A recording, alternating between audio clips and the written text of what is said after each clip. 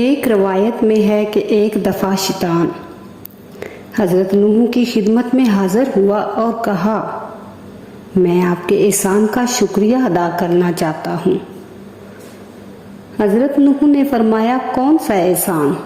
شیطان نے کہا، آپ نے بد دعا دے کر اپنی قوم کو تباہ کر دیا تھا۔ یہ تو میرا کام تھا جو آپ نے انجام دیا۔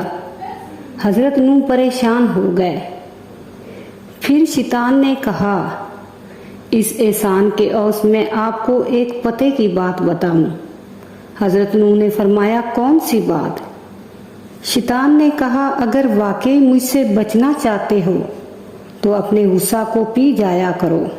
ایک دن حضرت موسیٰ علیہ السلام نے اللہ تعالیٰ سے کہا، میں آپ کی رحمت اور انسان کے گناہ دیکھنا چاہتا ہوں۔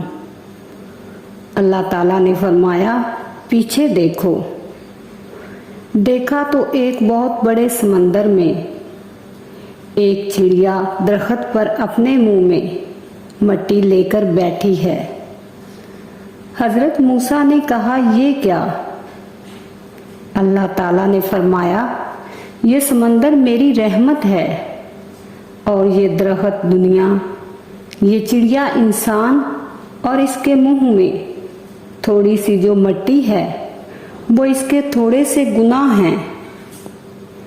اگر یہ اپنا منہ کھول کر مٹی پانی میں گرا دے تو میری رحمت میں کوئی فرق نہیں پڑتا، تو کیوں نہ انسان توبہ کرے اور میں معاف نہ کروں؟